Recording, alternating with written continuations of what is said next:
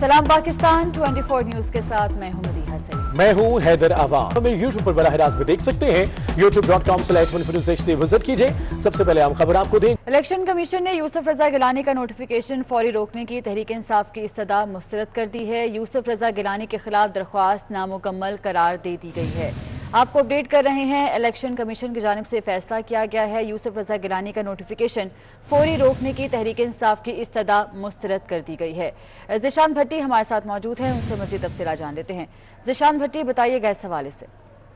जी बिल्कुल, जो तहरीक इंसाफ ने मुख्तलिफ दरखास्तें दी थी, एक तो फौरी तौर पर जो उनका बतौर सेनेटर नोटिफिकेशन रोकने की और दूसरी उनको नाअहल करने की दरखास्त दायर की थी, जिसपे इलेक्शन कमीशन ने आज तफसीली समाअत की और दलाइल सुने। तहरीक इंसाफ के दलाइल सुनने के बाद इलेक्शन कमीशन ने जो फौरी तौर पर नोटिफिकेशन रोकने की इस्तदा की गई थी अली जफर की जानिब से, तहरीक इंसाफ के जो वकील हैं, उसको मुस्तरद करते हुए कहा कि आप एक ही दरखास्त तैयार करें, उसमें तरमीम करें, चूंकि आपके मुख्तलिफ इसमें आपने इस्तदा कर रखी है। एक तो नाअहली की दरखास्त किया, दूसरा ये दरखास्त अधूरी है, मुकम्मल नहीं है। इसमें जो वीडियो में अरकान कौमी असम्बली भी दिखाई दे रहे हैं जो शामिल हैं, उनको भी फरीक बनाया जाए ताकि उनके खिलाफ भी कार्रवाई की जा सके। ये अहम रिमार्क से अहम पेशरफ सामने आई है इलेक्शन कमीशन की जानिब से।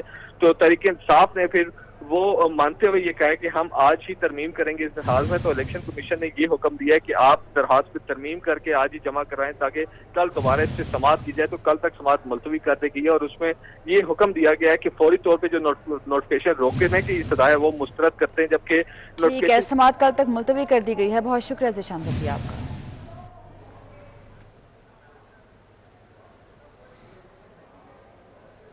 टेक्सटाइल इंडस्ट्री के भारत से कपास और धागे की दरामद की इजाजत देने के मुतालबे पर गौर के लिए काबीना की इक्तिसादी राबता कमेटी का इजलास बुध को तलब कर लिया।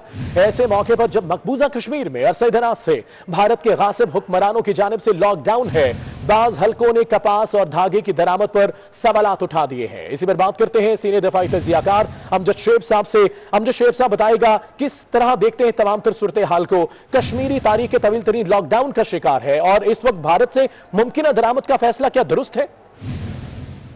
देखिए, अभी फैसला हुआ नहीं, लेकिन फैसले के बारे में सोच विचार कर रहे हैं। तो मेरे ख्याल में तो इसकी सोच विचार भी नहीं करनी चाहिए, क्योंकि मुल्क जो जिसके साथ आपने सफारती ताल्लुकात भी अपने खत्म किए इसी वजह से कि उन्होंने आपके ऊपर हमला कर दिया था। कश्मीर में इतने ज्यादा ज्यादतियां हो रही हैं, ह्यूमन राइट्स वायलेशन हैं और आप उसके ऊपर एहतजाज कर रहे हैं, फिर आप उनको कारोबार भी दे रहे हैं। तो ये तो बहुत बड़ा तजाद है, ये नहीं होना चाहिए। अगर हमें कुछ 4 पैसे ज्यादा भी खर्च करने पड़ते हैं किसी और मुल्क से लेने के लिए, तो वो बेहतर है उससे बजाय इसके कि आप यहाँ पे, ये ठीक है कि यहाँ फासले कम है, सप्लाई रूट्स वगैरह आपके आसान है, लेकिन फिर आखिरकार आपका अपना कोई असूल भी होता है, कोई अपने मुल्क की इज्जत का भी मसला होता है। तो इन चीजों के लिए फिर ये असूल और इज्जतें कुर्बान नहीं की जाती। मेरा ख्याल है कि ये फैसला अगर करेंगे या किया है तो दुरुस्त नहीं है, इसको फौरन बदलना चाहिए।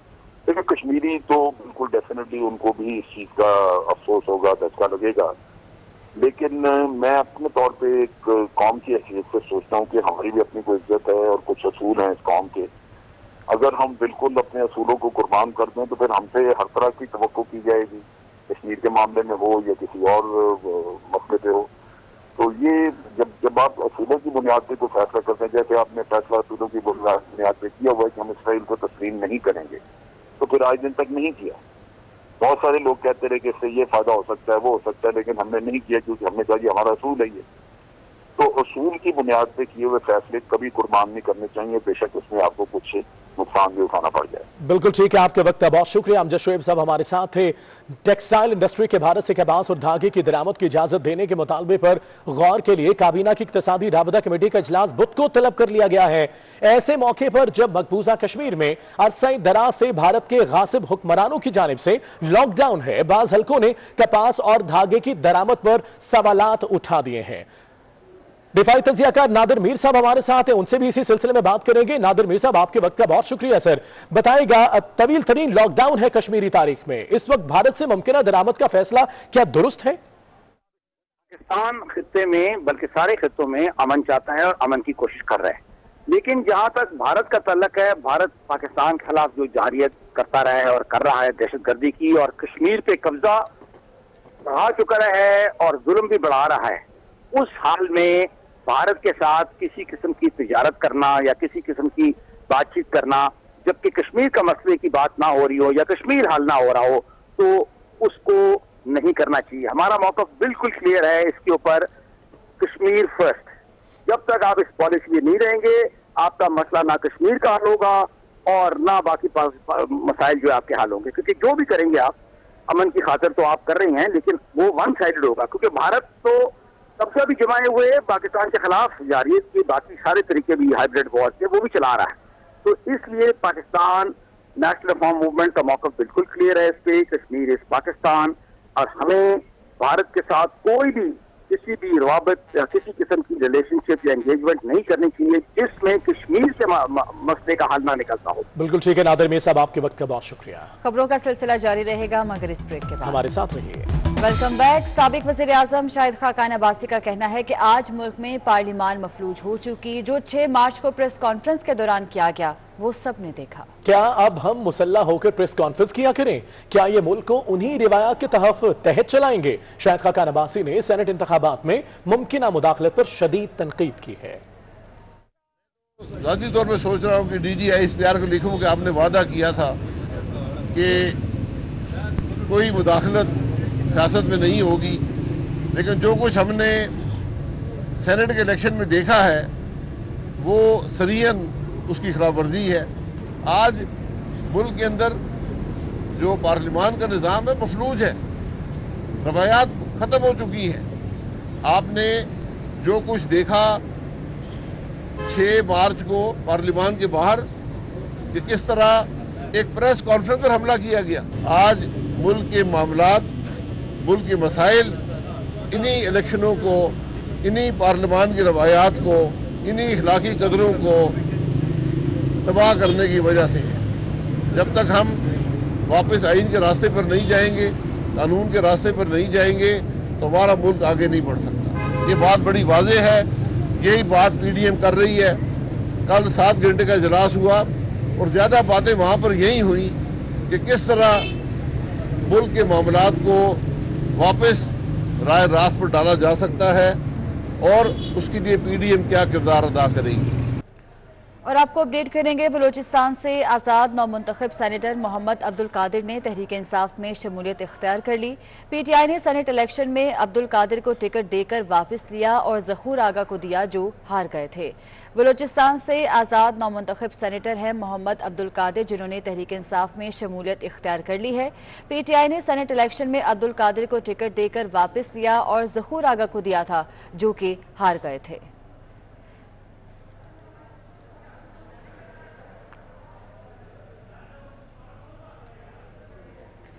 दूसरी जानिब चेयरमैन और डिप्टी चेयरमैन सेनेट के इंतखाब करीब आते ही राब्ता मुहिम तेज तर हो गई। नायब सदर नून लीग मरियम नवाज ने तमाम लीगी सेनेटर्स को चाय पर बुला लिया। मरियम नवाज आज शाम तमाम लीगी सेनेटर्स के एजाज में हाई टी का एहतमाम कर रही हैं। लीगी सेनेटर्स के एजाज में हाई टी चक शहजाद फार्म हाउस पर होगी। नून लीग के तमाम सेनेटर्स को दावतनामे भेज दिए गए हैं। लीगी सेनेटर्स को हाई टी में शिरकत यकीनी बनाने की हिदायत कर दी गई है।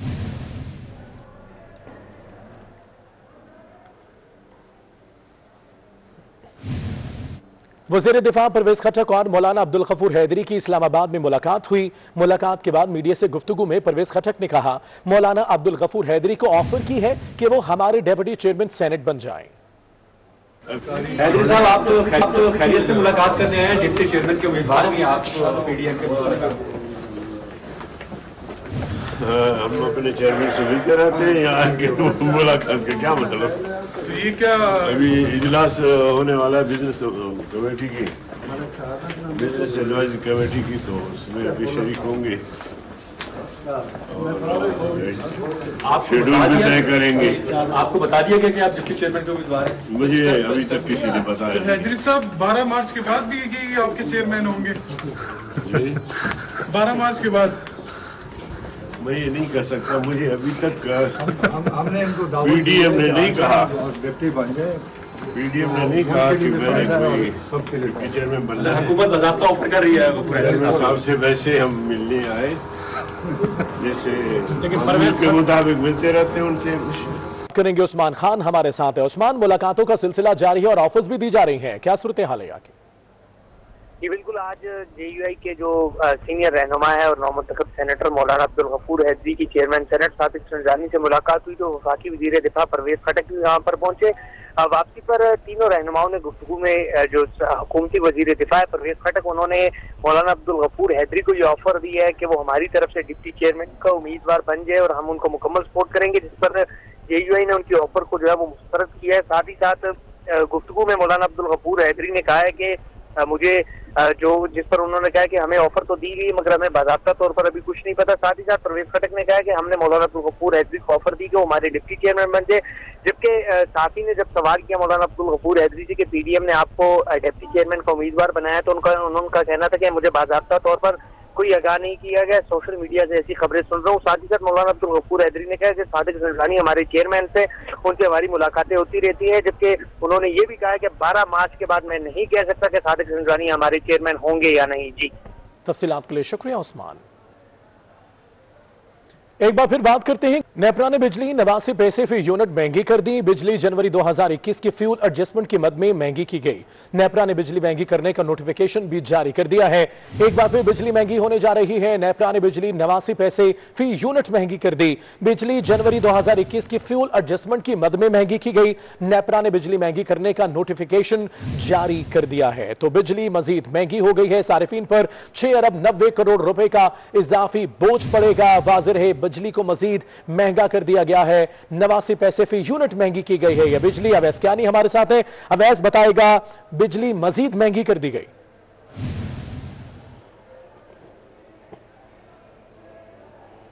अवैस कियानी, मेरी आवाज आप तक पहुंच रही है तो बताएगा बिजली महंगी कर दी गई है मजीद।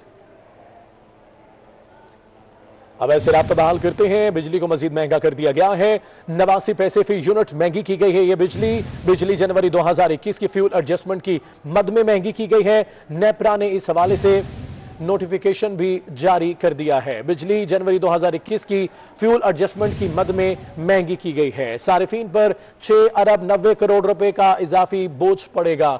आपको बताते चलें बिजली मजीद महंगी कर दी गई है। 2021 की फ्यूल एडजस्टमेंट की मद में यह बिजली महंगी की गई है। नेपरा ने 89 पैसे फी यूनिट बिजली महंगी की है। नेपरा ने बिजली महंगी कर दी है। वाज़ेह रहे बिजली जनवरी 2021 की फ्यूल एडजस्टमेंट की मद में महंगी की है। इसी पर बात करेंगे, अवैस कियानी हमारे साथ हैं। अवैस कियानी बताएगा बिजली को मजीद महंगा कर दिया गया। नेपरा ने बिजली 89 पैसे फी यूनिट जो है वो महंगी कर दी है। जनवरी 2021 की फ्यूल एडजस्टमेंट की मद में जो है बिजली महंगी की गई है। इसका नोटिफिकेशन बकाया तौर पर नेपरा ने जो है वो जारी कर दिया है। इजाफे का जो बिजली सार्फिन पर 6 अरब 90 करोड़ रुपए का जो इजाफी बोझ पड़ेगा। इजाफी वसूली मार्च के बिलों में की जाएगी। तो इजाफे का इतलाक लाइफ टाइम और के इलेक्ट्रिक सार्फिन पर नहीं होगा। ठीक है, तफसीलात के लिए बहुत शुक्रिया आपका।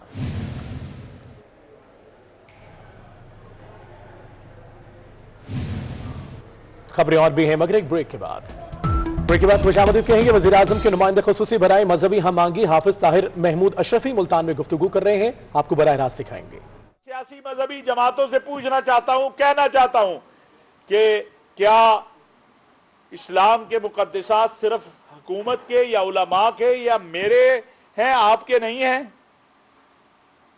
आप क्यों खामोश हैं इस पर? मीडिया से कहना चाहता हूं कि आपने नहीं देखा कल क्या हुआ है? अगर एक मदरसे का कोई उस्ताद तालिब इल्म को मारता नजर आ जाए तो वो तो सारा दिन मेरे भाइयों आप चलाते हो। यहां जो कुछ हुआ है, क्या ये हमारी तहजीब है? क्या ये यूरोपी तहजीब है? ये तो वहां भी नहीं होता, ये तो वहां भी नहीं होता है। ये कौन सी तहजीब हमें देना चाहते हैं? लेकिन पाकिस्तान के लोग इन चंद सौ लोगों को 70 सालों से मुस्तरद करते आए हैं और आइंदा भी मुस्तरद करेंगे।